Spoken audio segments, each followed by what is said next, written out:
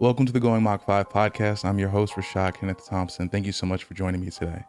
If you're new here, welcome. And if you've been here before, welcome back. Tonight, we are sitting in the $17 million studio. And sitting across from me is a wife, a people pleaser, and one of the few people that actually bought me something for my 36th birthday. Very kind of you. Thank you. I try to make everyone's birthday special. And subsequently, she is the second most beautiful person that I know. Thank you. I appreciate that. Avery, how are you? I'm good. How are you doing? I'm great. Do we want to say your last name? You can. I can't pronounce that. It's Ferlchalk. Okay. It sounds awesome. My name's Thompson. It's so lame. In the interest of transparency, if you see me at any point while we're recording, if you're watching the video portion of this, if you see me looking off to the side, it's because Avery's husband is right here. So, he will be a guest at some point, maybe next week. Who knows? But anyway, Avery, why are you such a people pleaser? Well, actually, I think it stems from the fact that I'm an oldest daughter. I have 4 younger siblings. Mm-hmm. Being that way, I don't know if you know the stigma between oldest daughters and kind of being like the third parent in like a family system. Mm-hmm. So I have this habit of always wanting to take on like that caregiver role and like make sure everyone's emotions are okay, or like make sure that everyone is happy at all times. I don't want them to be upset. I just want everyone to be peaceful, happy, just as content as they can possibly be, and I just want to do whatever I can to make that happen. Why do you care so much about people's feelings? I'm not saying it's bad to care about people's feelings, because I care about people's feelings. I'm a very empathetic person. I try to lead with kindness. From the information that I've gathered from you, it was very clearly stated that you try not to upset people. I think the quote was, you try not to rock the boat. Yeah. And you're trying to do better with that. Yeah. Is it rooted in not wanting the conflict? In rocking the boat and not wanting to hurt people's feelings, or what is it rooted in specifically, do you think? Yeah, I think it has a lot to do with the fact that I came from a very conflicted past where there's a lot of like arguing going on, so I don't like that as an adult. I like to try to make that not be a factor in my life. I try to keep, smooth sailing as far as, we can possibly go.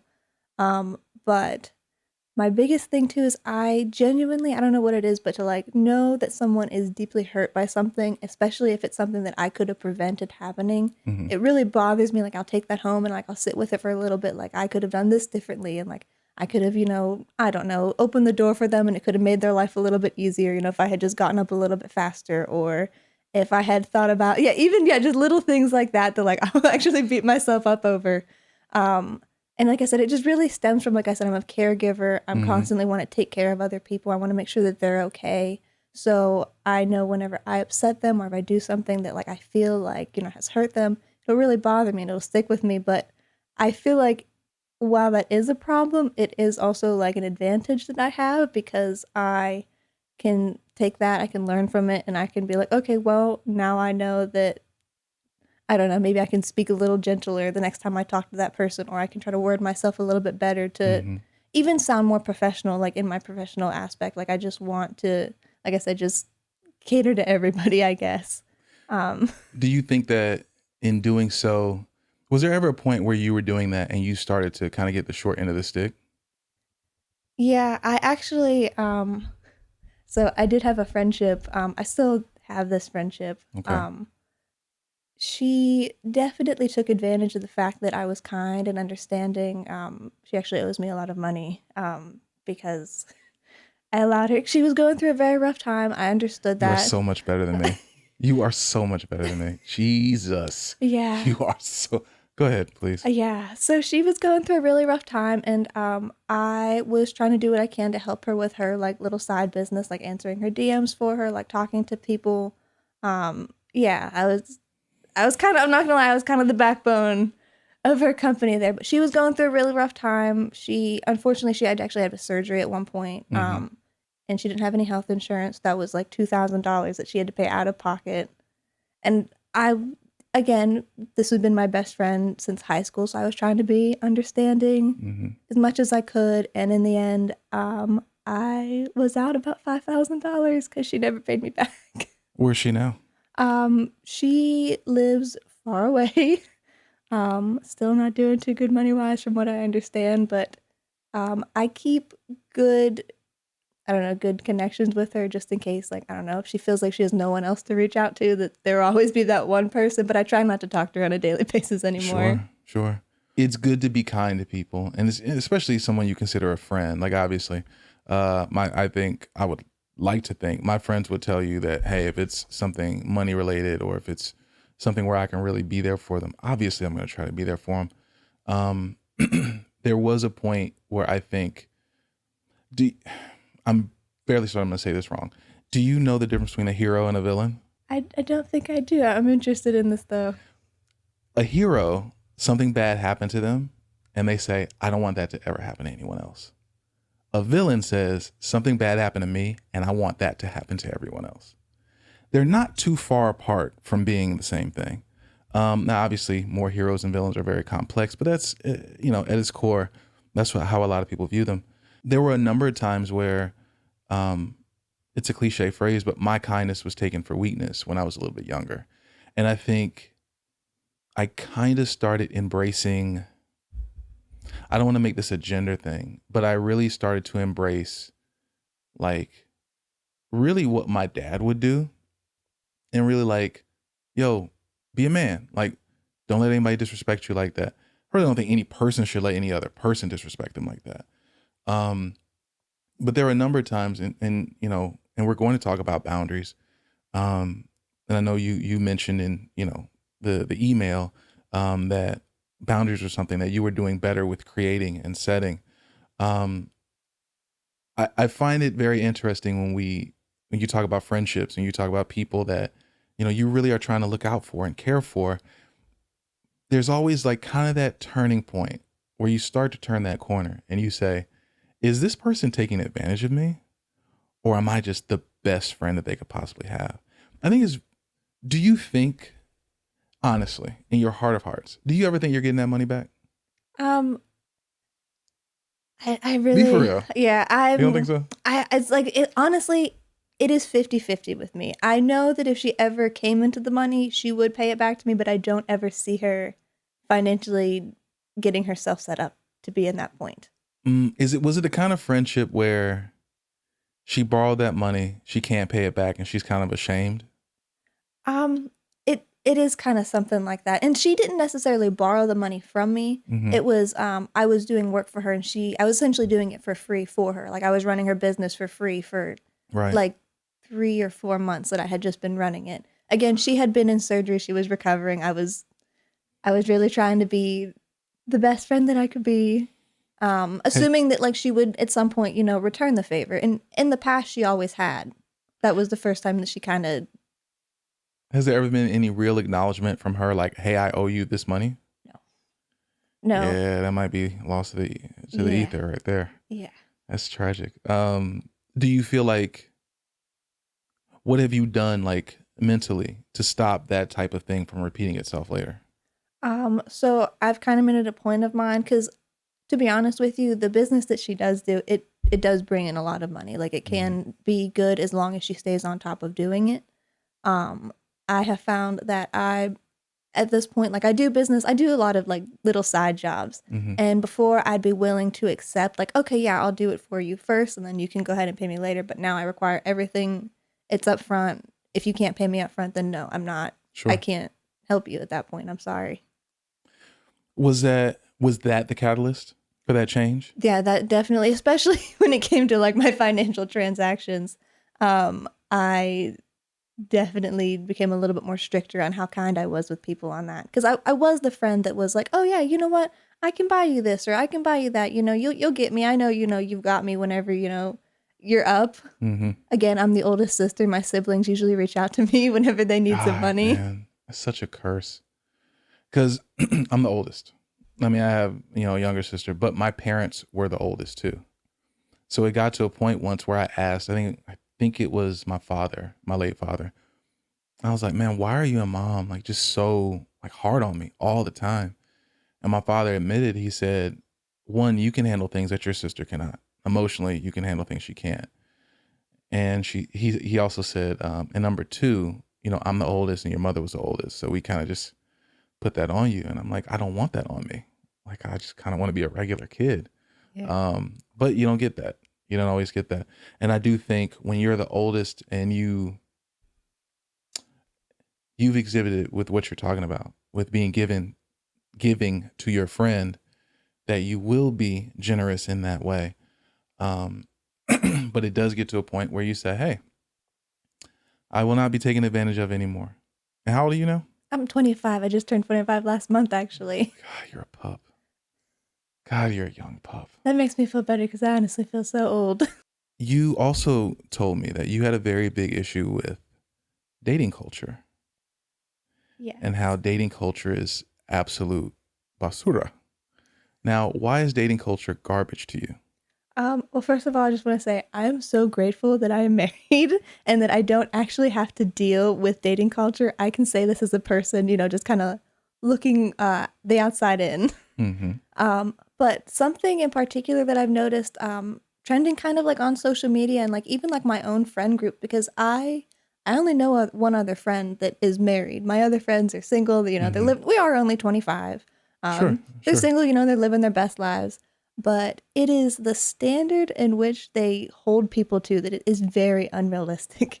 And not just my male friends but my female friends too. Like it Sure. is crazy to me what they are expecting of a partner, like absolute perfection. Like you cannot expect that of a human being. Oh, they're young and they will understand. And I'm going to tell you, you are very fortunate to be out of the rat race, because this is true. I have a philosophy about people in their 20s. People in their 20s are treating everyone else in their 20s like shit. You're grown until it's time to communicate. And you communicate horribly. It's much easier to be like, I hope you got the hint, instead of saying, hey, this is a great date. I didn't feel a love connection. I hope you find what you're looking for. I do understand the dynamic of women having to be nice in a lot of situations because their physical well-being may be on the line.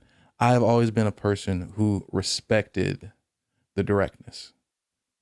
I've always been very mindful of, hey, not everything's going to be a love connection. And I'm totally cool with that. I'm not for everyone, nor should I be, rather.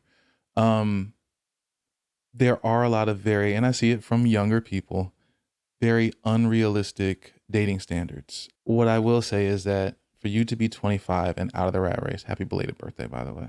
Yeah. For you to be out of the rat race, you are so fortunate. I do think there's a lack of understanding with functional equivalence. And I told you when a young guy is like, a woman's got to be this, and she got to have this, she got to do this for me. And I'm like, okay, well, who are you? What are you doing? Yeah. So you say you have an issue with people your age, in essence, after there's this split, this departure from one another, just this negative energy towards one another. Yeah. And I've noticed this. I'm kind of prone to getting sucked onto those like Reddit stories. Me too. I know not I'm all with of it. them are real, but there are some of them that are like the true stories. And like seeing that and like seeing how nasty people treat each other, like someone that you vowed to spend the rest of your life with, like, that you said that you loved, you have all this, love for, you care for them, you potentially have children with them, yet you can turn right around and, say these horrible things, spill their deepest, darkest secrets like it's nothing. Mm-hmm. And then, just make them feel like absolute garbage. Like I could not imagine doing that to someone, especially not, the person that... I totally could. I fantasize about it, actually. Go ahead. I mean, granted... I'm halfway kidding. Go ahead. Granted, like in certain circumstances, like I said, I understand there's there's special circumstances where like, someone could be a horrible person. You need to get out of that situation. And you know what? Sometimes you need to vent about it. You need to get it off your chest because that's something that you went through. But like to turn right around, and even if you don't, like you're not married, you don't have kids, like, if you spent like a couple years with someone, you live together, again, you claim that you have all these feelings, all this love for them, and then you go right around, immediately after you split up and, oh, well, they were this, and this. They weren't good in bed. They were, they were actually ugly. I only dated them because, I didn't have any self-worth, like that kind of stuff. That like, says a lot more about them than it does the other person. It does. It just kind of gives me like the ick. I'm like, that's very, that's icky to me. Again, under certain circumstances, I understand you might need to vent, but I could not imagine just running around, like, especially if it was like an amicable kind of split. Like, you all just kind of you just decided that you weren't made for each other. That's fine. you don't have to talk shit about each other. No. You don't have to be friends. You can be cool though. You can see each other in a supermarket and smile and walk past each other. You don't have to be mean. I know that there's a certain level of class, character, whatever, that I've tried to have with former love interests. There's never been a space that I've been in with a woman where I'll block you in a heartbeat. I'll not ever talk to you again in a heartbeat. But as far as publicly, like, excoriating you, I'm not going to do that. I had an ex-girlfriend who, I want to say this the really nice way. I had, let's just say, compromising media of her. That's a very nice way of putting that. And she sent it. She wanted me to have that. And let's just also say that she wasn't the most savory. And she wasn't loyal. See how I'm doing it now? And this was 20 years ago. And I'm still doing it in a way that's like, I don't want to say anything negative about her. But she was very disloyal. She was very flippant about being disloyal. And I remember her just playing games the whole time. And it hurt. It hurt me so bad. Like, I cried for like 3 days straight. It's funny now. It wasn't funny then. I cried for like 3 days straight. I cried myself to sleep for like 6 months. Oh, how could you do this to me? Oh, God, it's funny now. It was not funny then. But she called me one day, like in the midst of her being flippant and arrogant about it. And she said, hey, and I was like, what? What do you want? She said, you doing okay? And I'm like, you don't care. What do you want? Because I knew her well enough to know that. She said, make me a promise. I was like, what promise? She said, please don't let any pictures or videos of me get out. Now, Avery, I want you to know I would never do that in a million years. Yeah, of course. I wouldn't think you to. But I'm going to make her ass sweat. Because fuck her. Okay? I'm not going to ever do it. I would never do that. I don't care what you did to me. There's no way in my heart, my mind, I would ever leak anything like that. But in a conversation where you have just spent the last several days, weeks, being flippant about breaking my heart and being flippant about sleeping with someone else and getting with that person, like, and then you call me out of the blue and say, hey, don't let that stuff get out. And I'm just like, I don't know. Stuff happens. You know what I mean? Like, I can't control that. And she's like, well, promise me you won't let that get out. I was like, you promised to take care of my heart, never hurt me. So, stuff happens. You know what I mean? But no, it never got out. I never would do that. I can't imagine publicly doing any of that on the internet. Yeah. That's weird. Yeah. It's really embarrassing too. Yeah. It's embarrassing for me. Yeah. The thing I did not want to talk about, I will talk about it. There's one time where my heart was broken. Look at me setting it up. Damage control. My heart was broken and I didn't like the person that I became with this person. You ever seen Forgetting Sarah Marshall? Yes. Okay. I love that movie. Do you remember the end of the movie where, towards the end of the movie where he's trying to sleep with Sarah. He can't get an erection. She was like, have you been drinking? Because when you drink, she was like, he said, no. You want to know what happened? You broke my heart into a million pieces and now my dick doesn't want to work for you anymore. Let me see how short I can make this story. It was a young lady that I liked her a lot. She was different. Turns out she wasn't different. She ended up going to jail for a noise ordinance. I bailed her out. I took money off of a $300 credit. I was 22, a $300 credit card that I had where I was making a payment on like some music equipment to bail her out. Got her a bond. Didn't go to bed that night. Stayed up, picked her up from the jail, took her home. We were supposed to link that day, but I know she was just in jail. Drove to the jail on expired tag. Some belly of the beast. But that's how much I cared about her. Her friends abandoned her that night. I was the only one that was there for her. 2 months later, basically, I call her to tell her, hey, I really want to take us to the next level. And she was like, Rashad, I'm not doing good. And I had to badger her. She was pregnant. So I said, oh, let me back up. Her and I had never slept together. So a few months before the jail thing, I said, are you sleeping with anybody? Because I didn't want to assume. And she said, no, I'm not. That was a lie. So she ended up being pregnant. And I said to her, I know you can't be pregnant because we haven't slept together. And I know you didn't lie to me. And she tried to flip it and gaslight me. That wasn't a term back then, but she was trying to gaslight me. And to shorten it completely, we stopped talking. Maybe like a year, 2 years go by, and we reconnect. And it was so weird. Like I felt nothing for her. No physical attraction, no emotional attraction. I actually felt resentment. And I'd never felt like that with a woman before, where someone that I cared about so much hurt me. And now I'm not even indifferent about you. I have resentment towards you. I didn't like who I became when interacting with her after that because I didn't care about her. It was weird. Oh, God, I don't even know how deep I want to go into this. She came over to hang out. I felt no attraction to her. When there was a point where I worshiped the ground she walked on, where I knew that she was very, very interested in reconnecting and being with me. And I knew that, and I think I used it against her because I knew I had no interest in reconnecting with her or being with her or anything. I looked at her as just an object at that point, and not even an object that I wanted. So it was very weird. Like the way I talked to her, I was very curt. It was very short. I never cursed her or called her out her name. Some of y'all have some really deep-rooted issues because she liked it. She liked the fact that I was just like, she would call me and I'd just be like, what's up? Are you busy? Yeah. What's going on? She liked that. I don't know what was going on. She would send me oh God, I don't even know if I want to say this, whatever. She would send me a picture of, oh my God. She sent me a picture of her in lingerie. And I said, it's cool. I was just a piece of shit to her. And she was like, well, how can I make it better? And I said, turn around and take another picture. I didn't even want it. I just wanted to see if she would do it. And she did it.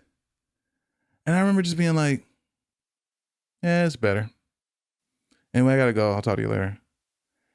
I hated who I became. That was a side of me that she's the only one that's ever seen it.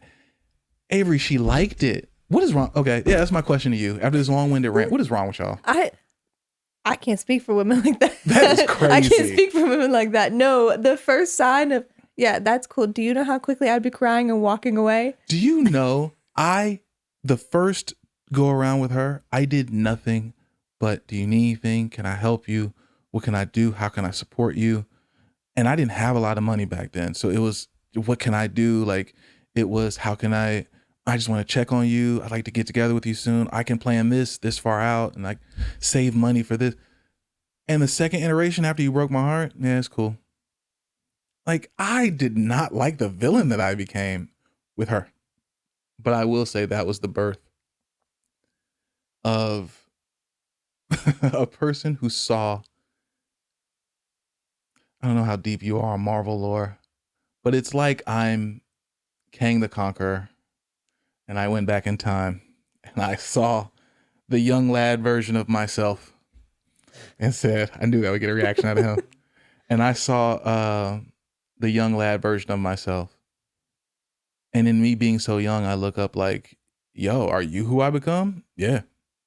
I don't want to become that. Well, you're gonna. I don't want to. And then you make every effort to not be that person. But in Kang's case, he had to eventually become that person because you either want a bunch of bad guys or just one really bad guy. So he was like, I guess I got to be that guy. Anyway, do you feel like, as far as dating culture goes, what would you change about it? One of the biggest things I would change is how quickly people are to give up on one another. Mm-hmm. Like, people are always talking about how like relationships back then, like they lasted longer. They had more meaning. People really cared about each other a lot more, which granted, don't get me wrong, there was definitely a lot of bad marriages back then. Of course. We're definitely glad that people can get divorces nowadays. Yes. But I feel like, especially I think that social media has influenced this a lot too. Like back then, the only people that you had that you could socialize with, that you could, potentially, get married, have children with, were the group of people that you typically grew up with and like went to school with, went to college with, or like, people within your social circle, people at work. Whereas nowadays it's limited to all over the world. You can see people from, across the globe at any given hour. Sure. And I feel like that because you have that kind of variety at your fingertips now, it's meaningless to people. It's I can find, I can find another bitch in, an hour. Hop on, I think Hinge is the new dating app that people use. Yeah. Hinge is like the thing I see I don't use this term very often. The cringeworthy ads. I don't use the term cringe because I understand certain words are not in my lexicon and I don't force them in my lexicon. I barely use the word lit. I remember someone taught me the word Riz before. And clearly this was a person who was much younger than me. And I was like, Riz, what else? Riz. And they were just like, it's charisma. I was like, oh, I know that one. All right.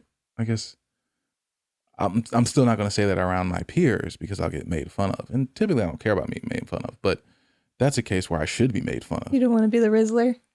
No, I am Riz Khalifa, if we're being honest. But I like Rizzler. I like that. God, I want to use it so bad, but I know I'm so out of touch. I do think that you're right. There is, you said Hinge, is the thing. That is the one I see the ads for, but please continue. But yeah, I feel like that because, so much easier access to, compared to what they had back then, where it's like, you tried to make it work, like, because you couldn't just simply get on a dating ad and, find the next person that, looks like your type. You had this group of people and that is it. So I feel like there was more of like a little bit of a pressure to try to make it work because it isn't as easy as just moving on to the next person. We're all connected now. And like you say, and some people call it old school. I've always been of the ilk, your person is your person to an extent. When you marry someone, I think, I can't remember who made the joke about it, but there's always a reason to get divorced. You just don't do it. There's always a reason to get divorced. What I've always been of the opinion of is that when you pick your person, when you need to vet them, you vet the situations, you go through stuff with them, you pick your person. And then sometimes there's a chance you guys grow apart. It's not the goal, but sometimes that can happen. But I also think there is a limit to, oh, this is my person and I'm not leaving them. Because if I was with a woman and I married her and found out she was like, I can't say that word on YouTube, but if I found out, let's say she had a very unhealthy fondness for children, yeah, we'd have to get divorced if I don't kill you first. It's funny. Kill is not a word they like to hear you say on YouTube either. But like, if I found that out, it would be like, oh, okay, I got to get out of this. But there are people legitimately who would say, no, that's my person. And we got to figure this out. And we got to do whatever. I don't know. I'm not. Yeah. No, there are certain things I'm like, oh, absolutely not. Yeah, no. I do agree with you though. There is a lot of people are at your fingertips. You can just get on Tinder or Bumble or like you say, Hinge. Mm-hmm. And it's just you swipe and you meet someone and you forge that connection and see where that goes. But I think that's why you have to go through things with people. Like there's a guy that I listen to on YouTube, Dr. John Delaney. Have you ever heard of him? No, I haven't heard of him. He was on James. I was about to say Gordon Ramsay. It's not Gordon Ramsay. It's the Ramsay guy who does the financial stuff. And he was on there.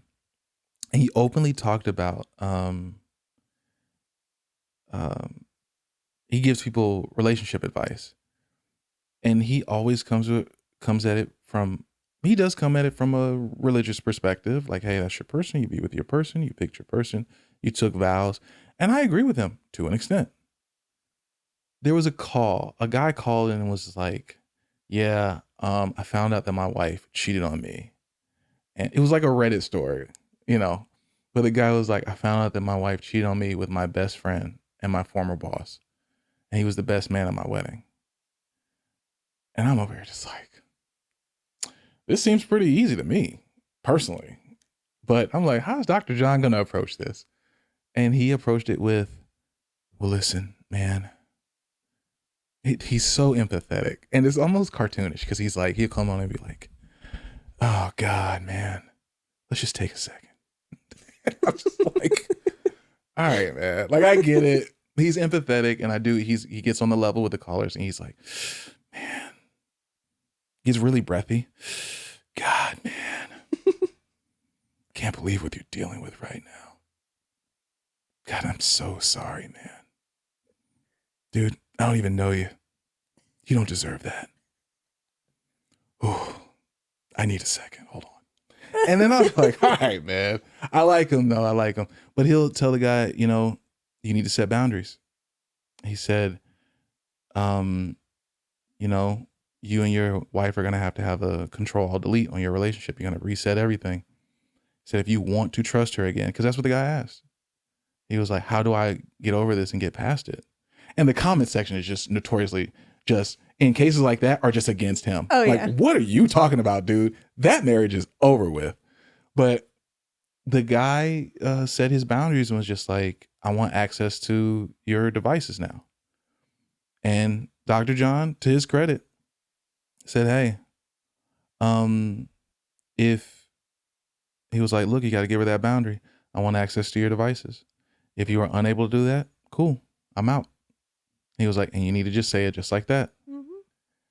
And I just remember being like, oh, that's a lot of words to say, yeah, I'm fucking done.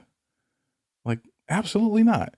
My best friend, my former boss, and the best man at the wedding. And here's the plot twist. The way he found out, he used her laptop for something and saw she was on paternity test websites because he had a newborn. And they were trying to figure out, she was trying to figure out if the baby was her husband's or his best friend's. And I'm over here just like, oh man, I have never seen it's like a lawyer seeing a slam dunk case. It's like, oh, this is guilty. Like, we got you. Right. Oh, I'm out of this. Hey, you'll hear from my lawyer. And all the comments are just like, you don't trust her now. So what are we even talking about? Yeah. Yeah, I swear some of those Reddit, I swear they have to be rage bait because, like, as I said earlier, like I'm a people pleaser, but like some of them I'm like, please reach into your purse and find your spine because please. Right. And a lot of it is just, I've shared some of the ones that I've read, and they're so cartoonishly bad. Like men and women. Like this one woman just told a story about how a guy stood her up for a date, and then like a couple years later, she ended up going to another company and she was his boss. And I was like, get the fuck, that did not happen. Like, it didn't happen. I'm sorry. That didn't happen. The guy that stood you up, you're not magically his boss, and he didn't magically quit because he couldn't face you. That didn't happen. He doesn't care about you. Probably doesn't remember who you are. Right. Like, and I have had to do that with my own ego before. I've reconnected with women who I might have gone on a date with. I'm talking years prior, and seen them again. Like I will reconnect with someone and they're just like, I'm like, yeah, like we matched before. And they're just like, yeah, I don't remember. And that the first time it happened to me, it humbled me so quick because I had to remember, oh, you're not as memorable as you think you are. Not to everyone. That's fair. Not everyone looks at you like you're just this charming James Bond type character. I think that's just the only way I view myself, which I think is enough, honestly. The jokes that I make are for me. They're not for anyone else. How did you meet your husband? So just quick aside. This was my plan. My plan was to record you separately and neither one of you hear the story of how you guys met. And I wanted to see how they aligned, but I learned it wasn't going to work out that way. So I said, you're here. Let me just ask you, How did you meet your husband? So it's a little anticlimactic. Oh goodness. We met on Instagram. He just happened to hit me up one day. Nice. Very Slid nice. into my DMs with the "What's your favorite anime?" Oh my God, dude. Oh my goodness. Keep going. Slid right into my DMs with that, but I was hooked. I loved that. I ate that shit right up That's because I don't consider myself to be like a 10 out of 10 or anything like that. I think I'm an attractive person, but I'm not like, I don't think I'm stopping people in the streets or anything like that. mm-hmm. So I did kind of have a bad habit of like where men would talk to me, but they only were interested in one thing about me, Sure. not who I was, but what I looked like. Mm-hmm. He was the first person that kind of hit me up. Didn't say anything about the way I looked. It was, so what kind of anime are you interested in? Goodness, man. I gotta tell you, you cracked the code, man. This is gonna sound so bad, but I'm gonna be very transparent with you right now. One thing I learned about sales is that sales are about people. It's not about the product. And what I learned is when you are talking to a woman, especially a cold open, you're selling yourself. When you start looking at things from someone else's perspective and you're like, she's a beautiful girl. A lot of people probably say, she's a beautiful girl. How am I going to stand out? You know how you stand out? You jump in someone's DMs and you ask them, what's their favorite anime? That's how you fucking do it. Yeah, that definitely did. Amongst the sea of, oh, hey, what are you doing? You look really beautiful. When you are able to approach someone on their level, that's when things get so much better. Especially like women are told they're beautiful. Women who are not beautiful are told they're beautiful all the time because men will sleep with anything. We got a guy that's trying to, let's just say there's a guy who will dry hump a couch. That's what I'll say. I'm not going to go too deep into that, but publicly, we'll say it openly. Batman couldn't get that information out of me. You hear me? Batman could not get it. There's so many.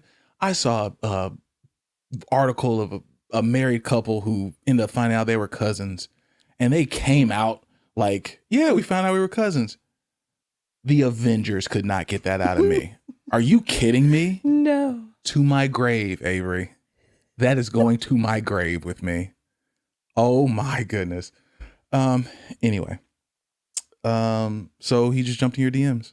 Yeah, pretty much. I forget. I think he said something about the background of a picture I had posted. He was like, "Oh, that looks like the school I go to." And then he saw I had a picture of some anime character, and he was like, "She likes anime. She lives nearby." Very tactical. Very tactical. Very. I don't want to use the word predatory, but I will say all of us, and when I say all of us, I mean men. Some of us are predatory. Some of us are opportunists.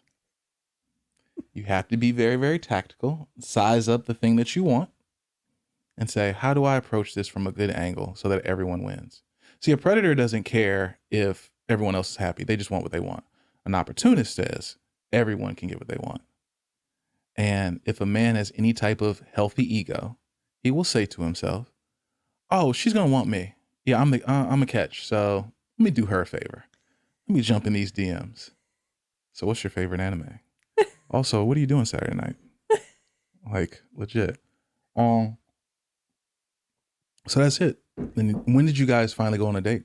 So we actually met. I was my family lives in Pennsylvania, and we met my senior year of high school. So I was still like I would go back and forth between my mom and my dad's house. So I was visiting Pennsylvania for that month. So we had to talk over the phone for like an entire month.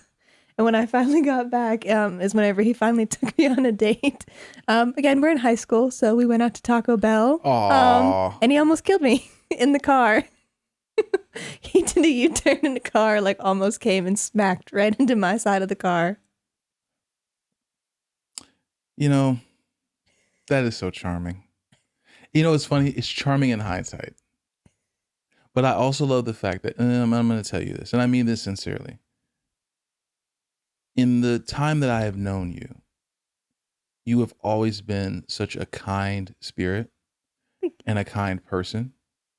And you being the person that you were, it makes sense that almost dying at a Taco Bell, which would be a hell of a way to go, by the way.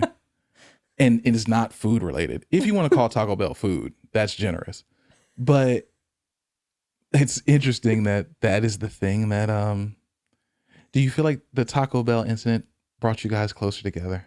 Oh yeah. Oh yeah, for sure. I mean, almost dying, my life flashing before my eyes, that was a really, really great moment. And then directly after, he took me right home to meet his mom. That's so awesome. It was a great time. I got to meet his mom, got to meet his cats. Honestly, the cats are what locked me in. Speaking of cats, how's your cat doing?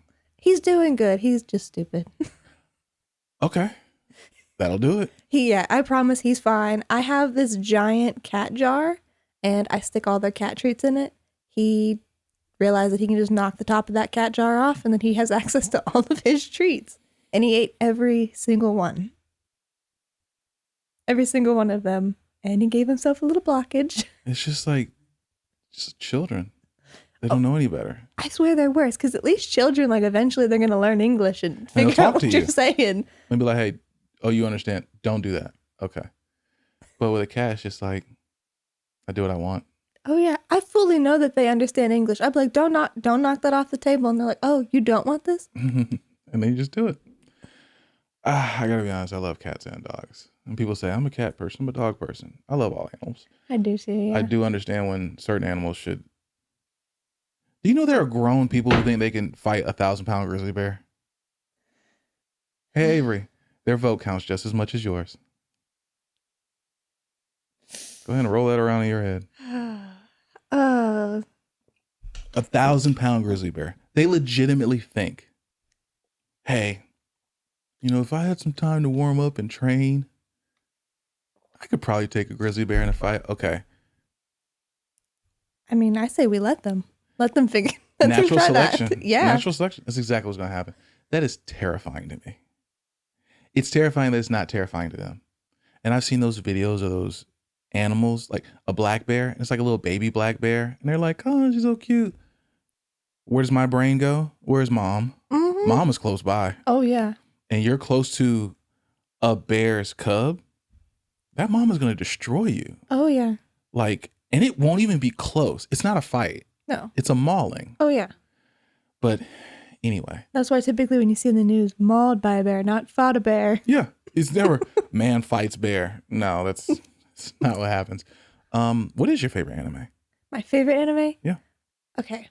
That's a difficult question. Ooh, I like this. So the thing is my overall favorite anime, for nostalgic purposes, will be Dragon Ball Z. That was my first anime growing up. I love that anime. But I feel like my favorite anime tends to change because I'm constantly I grow as a person. My taste in anime and the stuff that I like changes as I grow. Mm-hmm. I like much more mature things now than what I liked as a teenager. My husband could tell you, he actually showed me one particular anime once. It was brutal for me. I watched multiple children essentially get murdered. Nice. And I sobbed. I started sobbing into the pillow. I was like, why would you show me this? This was terrible. I never want to see this again. He showed it to me a year later after I had been desensitized to some of the anime. And I was like, oh, this is nothing. You. Yeah, I was like, this is nothing now. Why was I sad before? Good job. That's what you got to do. You got to really hit him with something really drastic and terrible and really just desensitize them to it. And then a year later, it's like, okay, you're ready to, you stuck the toe in. Now go ahead and push you into the river. Yeah, I'm not an anime guy. I'm not one of those guys that makes people feel weird for liking things because I think that's goofy behavior. But I've never really been drawn to anime like that. I'm not saying I don't like animated stuff. Oh yeah. There are certain things that I just won't watch because I know it's going to sound backwards. I know I'm going to like it. And it's going to destroy my life because it's going to take up all my time. When I like something and I find genuine entertainment in it, I want to know everything about it. Yeah. I need to know everything. Oh yeah. I'll go back, I'll watch a Marvel movie and then say, I don't remember this in the comics. Oh, it was in a different run. Okay, now I got to go back and read that whole run. Oh, this makes sense. And and I get obsessive because I want to take in every single thing about it. That's why I won't watch Game of Thrones. I refuse. That's fair. Although I will say, if you watch it all the way through, you won't like it very much. You'll fixate on it for a little bit. That's actually a fun term, I guess you can use, but it's called hyperfixation. Whenever you have like a short interest on something, like you're very fixated on it for like a period of time, or even a long period of time. I think if it's a long period of time, it's supposed to be called like a special interest, but hyperfixation, just for the sake of it. But yeah, so yeah, I know that from a storyline standpoint. There's someone very close to me who loves anime, and her favorite anime is Hunter x Hunter. oh, And I said, well, what do you like about it? And she told me, I don't remember, but she was like, I was like, what's the season structure like? And she said, oh, it's all over the place. She's like, season 1 will have 7 episodes. And she was like, and season 2 will have like 14 episodes. And season 3 might have 20, 25. I'm just like, how do you keep up with that? She was like, it's hard, but I like the show. Okay. Now, that's so beautiful that you almost died at Taco Bell, and then you went to meet the parents. Good job, bro.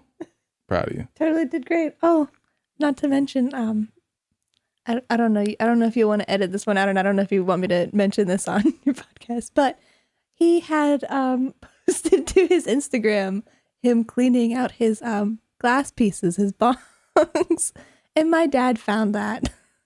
And so my dad's response to him, do you remember the text message my dad sent you? A picture of his gun, and it said, oh, it's fine, I cleaned my pieces too. Set the tone for the date wonderfully. Oh my God. You've told me about your father before and how he is the most Italian man that I will ever meet. Yes. I've always found that to be very, very concerning. When a father, I get it. I'm not saying I don't get it. When a father openly threatens a child by saying, hey, I have guns.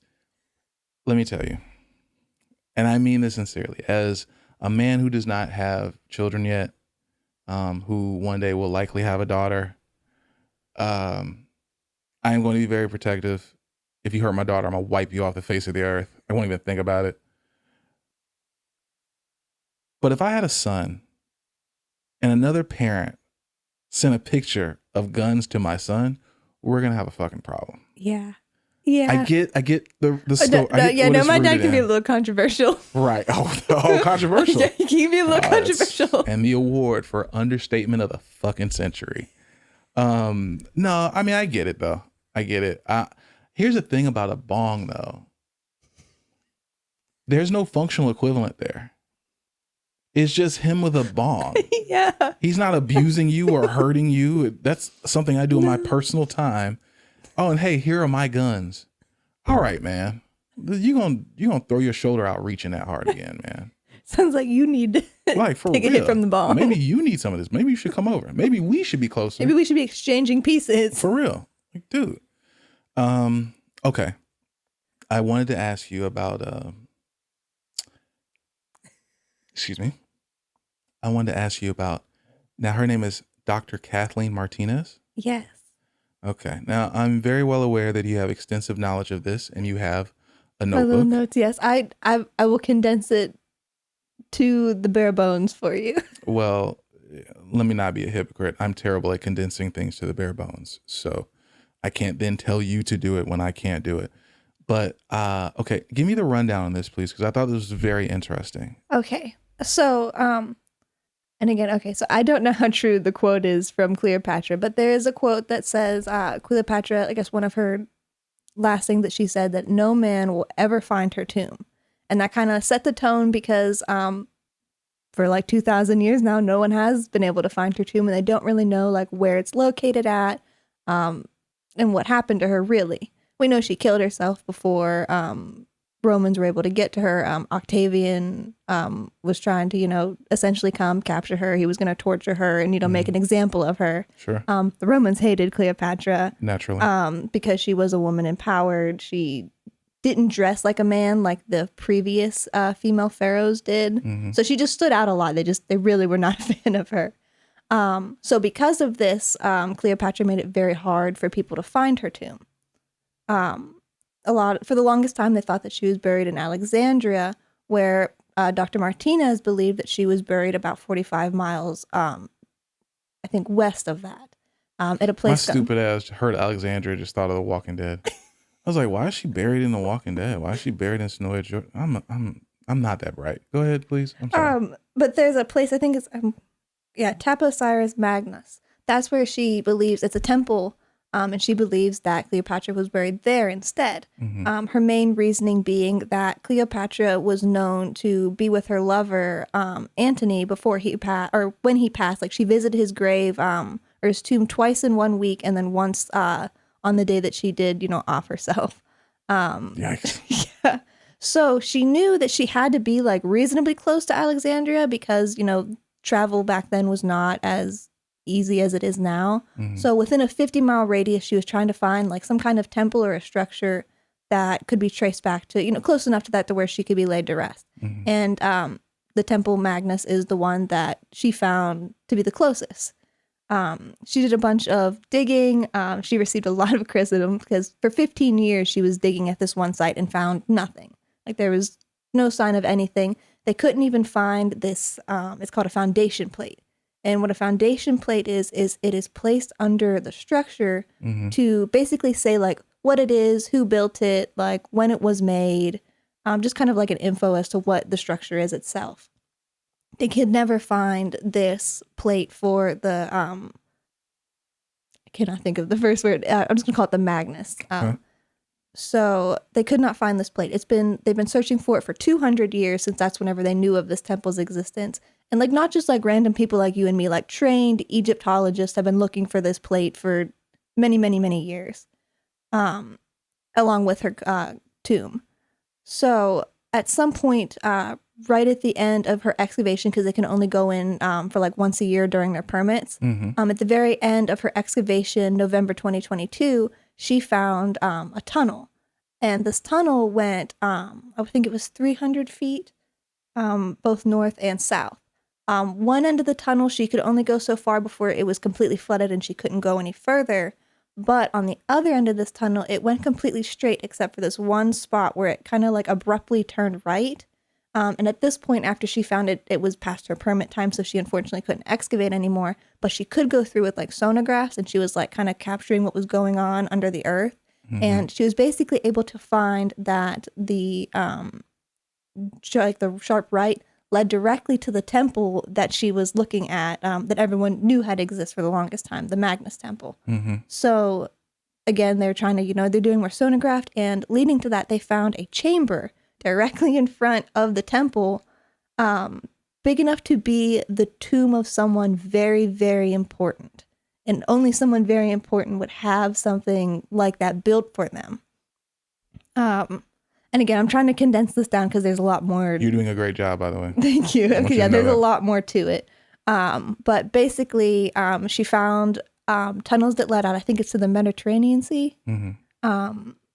And there's a whole bunch of tunnels, and they led all the way out there. So her theory is that Cleopatra's tomb was on an island that was connected to this, to the Magnus, and that it sunk into the ocean, which is highly plausible considering that like half of the city of Alexandria has also sunk into the ocean.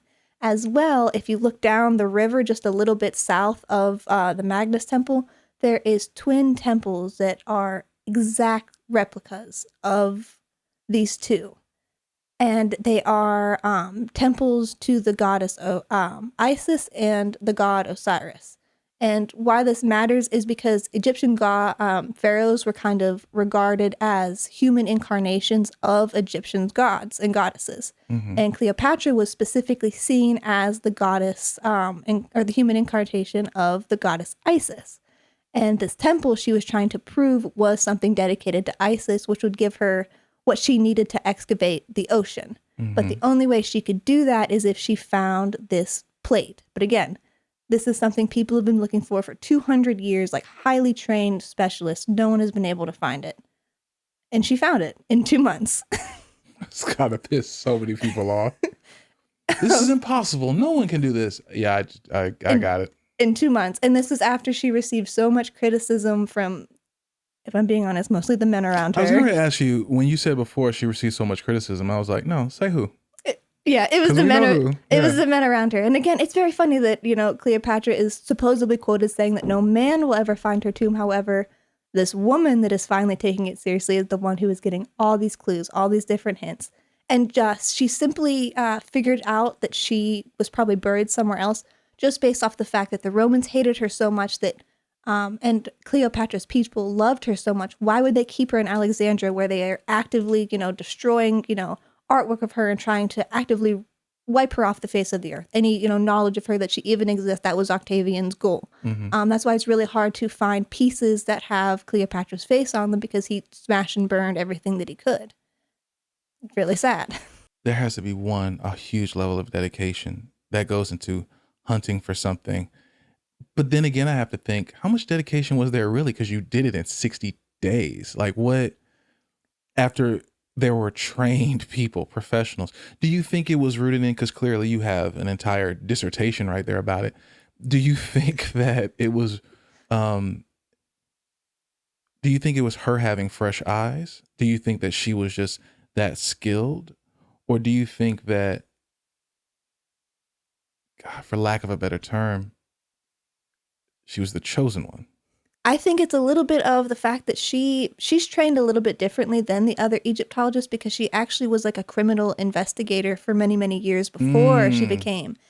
So instead of treating this like a normal, like Egyptologist would, she treated Cleopatra like a cold case and was trying to figure out like where. That's so interesting. Yeah, like where she might be at, like where she would have taken her. And like I said, the 45-mile radius where that temple is, it just made the most perfect sense. Mm-hmm. And the way the Egyptians, they were very, very organized with keeping like all of their temples and like all of their major structures like on a neat, organized tablet. Mm-hmm.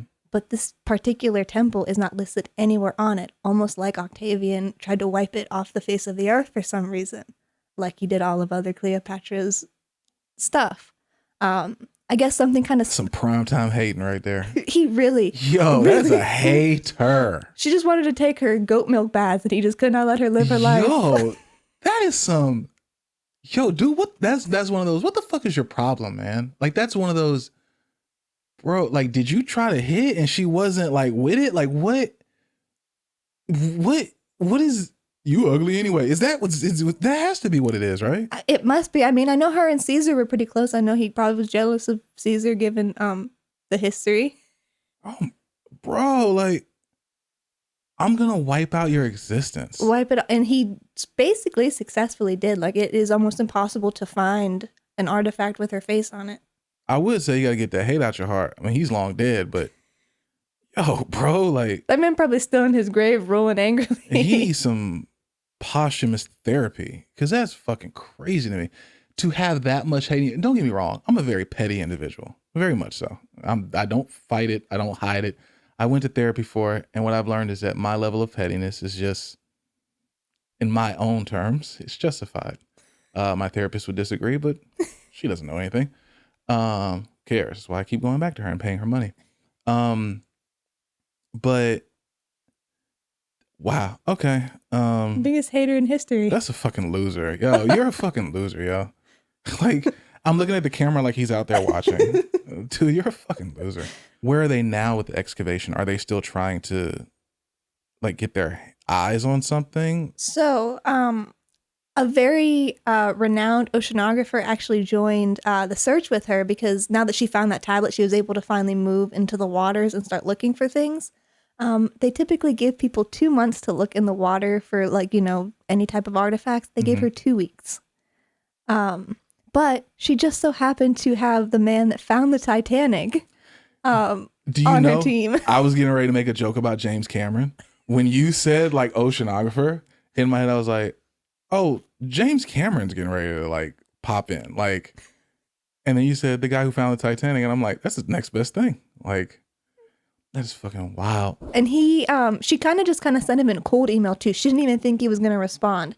And he said he wanted to find one more thing, Like he was actively at his desk, like thinking like, okay, I want to do one more big thing before I retire, when her email popped up on his computer, and he responded in less than an hour back to her and was like, yeah, instantly, let's do this. And he said he felt very compelled to help her because back during the search for the Titanic, the lead oceanographer of that group completely brushed him aside whenever he was trying to tell them, like, no, you're in the wrong place. You're in the wrong place. For 2 years, they ignored him until he finally just took the lone submarine out and found the Titanic. Jesus. It's meant for her. Yeah. And there's certain things that people are put on this earth to do. And I said this to Kanisha, is a quote that's actually, it's kind of a heartbreaker when you think of it. A day is going to come where someone's going to say your name for the last time. And that is crazy. Yeah.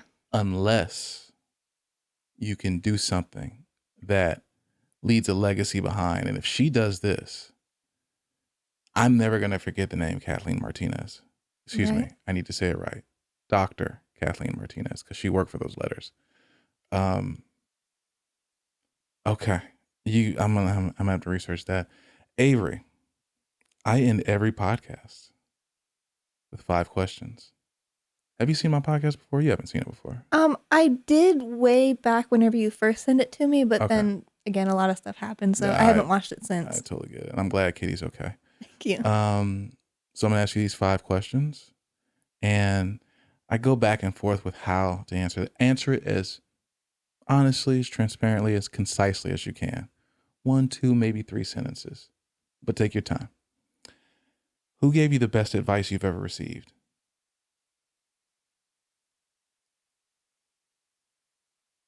Ironically, probably my father. What did he say to you?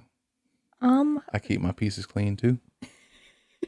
Well, that is another iconic quote from him, but he actually told me to be a little selfish sometimes. It's okay. That's really good advice. Selfishness is not always a bad thing. I think we attribute it to being bad, but you can't pour from an empty cup. Exactly. So, this may be a personal question. Do you guys plan on children at some point?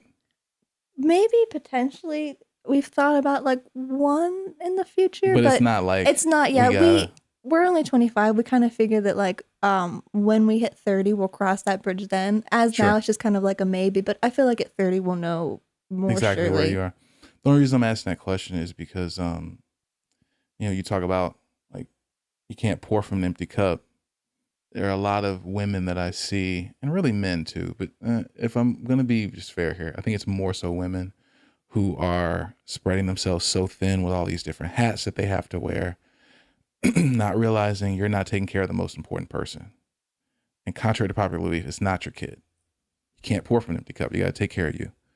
My sister's fallen into that pit a couple times, so I've seen it.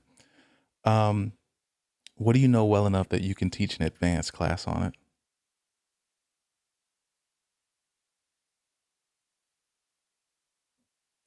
I'm not gonna lie, I have a few because I go down rabbit holes for things. I love this. I love that it wasn't nothing. I'm not gonna lie, there are a few. Yeah, there's a few things. I like whenever we were trying to decide like what to choose from, I'm a nerd. I was like, oh, let's talk about the Electoral College and all of that fun stuff. I would never shut up if we talked about why we should get rid of the Electoral College. Yeah. But yeah, don't get me wrong. I'm with you. Yeah. I don't know. Just maybe like history in general. I'm a history buff, so I love anything regarding history. Maybe specifically the American Revolutionary War.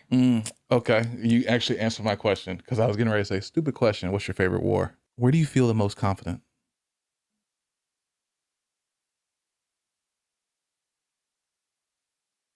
My bed.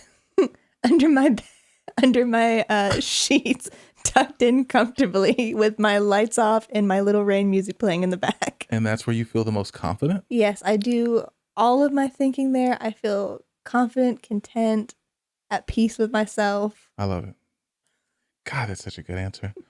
When you die, what do you want to be remembered for the most? I want to make a difference, specifically regarding I mean, not that I don't like humans, but I'm more of an animal person. That's okay to say you don't like humans. I would much rather make an impact on the animal world. Like, even if it means that, oh, she saved a couple hundred cats doing this, or That's great. maybe I randomly won the lottery and I have a whole nature preserve or something like that. Like, I would love to do something that is beneficial to the environment and long lasting. God, that's such a great answer. The last question. Why are you here? Tonight? It's open-ended for a reason. Either why are you here on this planet? Why are you here doing this podcast? What is your purpose on this planet? Why are you here?